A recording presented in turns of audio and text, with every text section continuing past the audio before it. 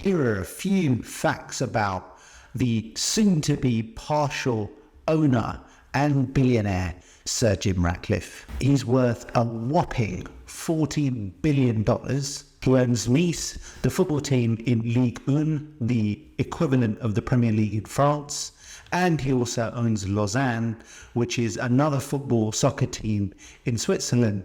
He's also a one-third owner of the Mercedes Formula One racing team. Oh, and by the way, this all stems from his majority ownership in INEOS, the petrochemicals giant globally that has sales in excess of $70 billion a year. Now, Sir Jim Ratcliffe is about to fulfill a lifelong dream, and that is to own, or at least part own, Manchester United, the club he supported as a boy. Jim Ratcliffe is going to be coming in and taking an initial 25% stake of Manchester United for a whopping $1.5 billion.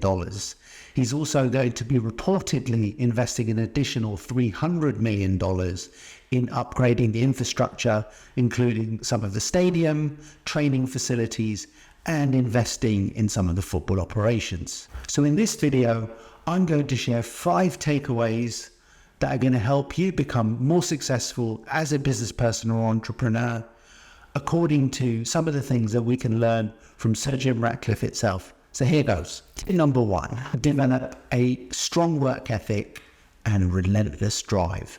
Now, Sir Jim Ratcliffe and his partners have grown a conglomerate of mainly petrochemical businesses, but also sports assets and other assets as well, with revenues in excess of $17 billion a year. It's obviously a huge enterprise, and you don't build a business like that without an unbelievable work ethic and a relentless drive to succeed. And I'm going to illustrate this by way of an example. So during the great financial crisis of 2008, Jim Ratcliffe and his partners at INEOS were facing almost certain ruin. The economy had obviously turned very detrimentally against them, and quite quickly they had breached some banking covenants because they borrowed a lot of money to acquire companies around the world. Now, rather than throwing the towel, Jim Ratcliffe and his team really doubled down on working on the business. They cut all necessary expenditure, they trimmed costs where possible, and really battened down the hatches to preserve cash. And by doing that, they built a core that was strong and solid and could weather any storm. And then when the economy began to bounce back, they really thrived. So the lesson here is, no matter what challenge you're facing, by having a really strong work ethic and relentless drive, you can immensely increase your chances of overcoming any obstacles, because in business, you know you're going to face them. So it's really important that you focus, work hard, and really believe that you can succeed. And I think that's a huge amount that we can learn from Jim Ratcliffe and the INEOS team. So number 2, focus on long-term goals and don't be afraid to take calculated risks. Now, Jim Ratcliffe and the INEOS team are known for having a very long-term focus and taking risks where necessary, but calculated risks. So a good example of that is in 2005.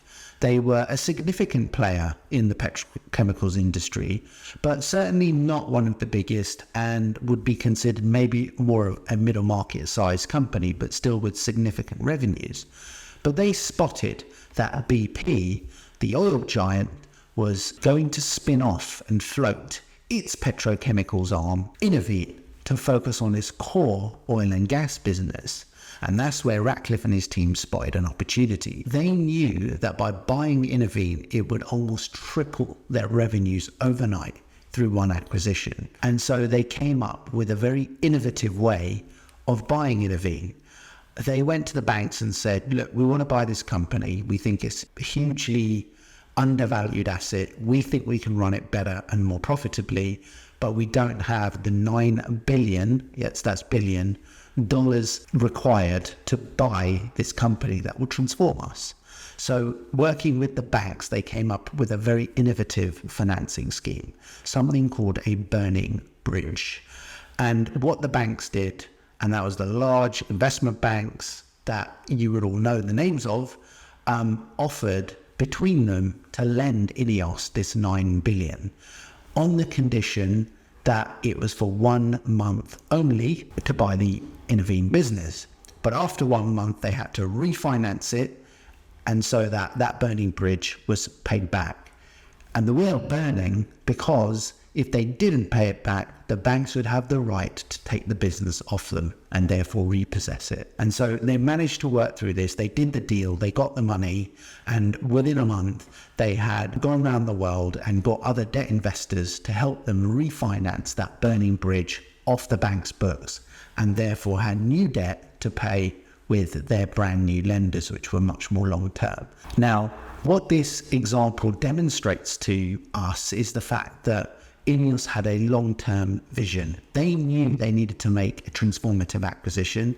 They did that by buying Innovine, but they were prepared to take a risk in borrowing all the money from those banks for just 1 month, knowing they had to refinance the whole lot in a month to make sure they kept the business. It was a big risk, but it was a calculated risk.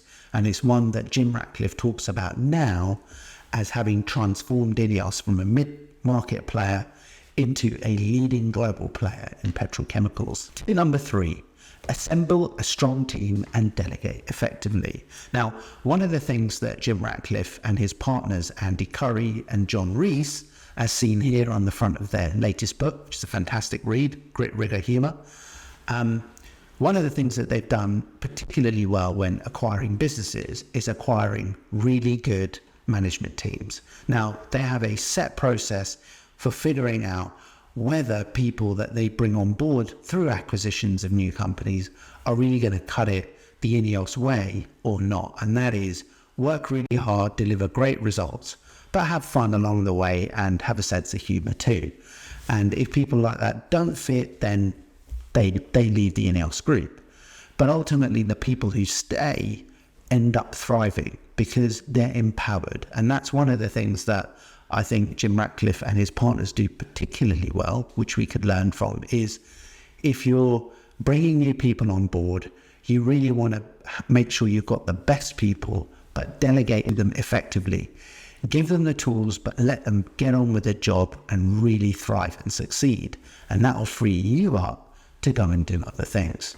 Tip number 4, be disciplined with your finances and make sound investments. Now, I know this one's going to sound really trite, but it's amazing how many people miss it. One of the things that Ratcliffe talks about in his book, The Alchemist, which is really a biography of the INEOS business up until a few years ago, is that it's really important to look at businesses from a financial lens and understand that you're there to ultimately make money, but do that in a way that brings the greatest return on investment whilst minimizing the risks where possible. And a good example of this is where Jim Ratcliffe talks in the book The Alchemist that he was doing his MBA at the London Business School.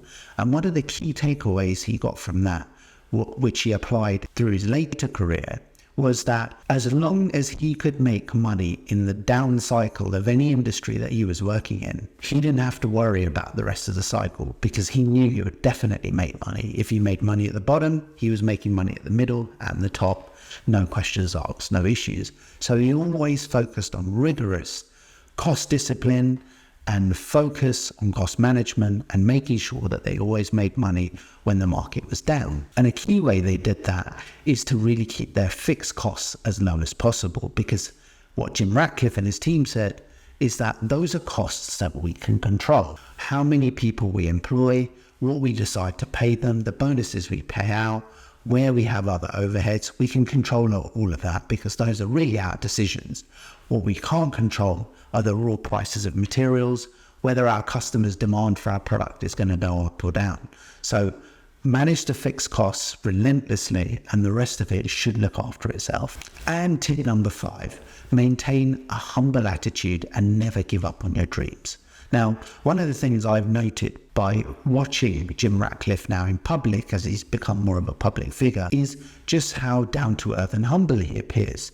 Despite his immense wealth and success to date, it doesn't appear that he's allowed it to really get to his head. And that strikes me because that tells me that this is a person who is always learning, is always appreciative that the world is fluid and changes, and therefore you can never be complacent and you can never think that you know everything, because the minute that you do, bang, the world comes out with something that really knocks you sideways and you're scrambling to sort it out. So the lesson here really is stay focused on your goals and stay humble and keep working towards them, and you definitely increases your chances of being successful. So there you have it, 5 tips that we can take away from billionaire mogul and soon to be part Manchester United owner, Sir Jim Ratcliffe. If you enjoyed this video, please subscribe and look out for my next video. Thank you.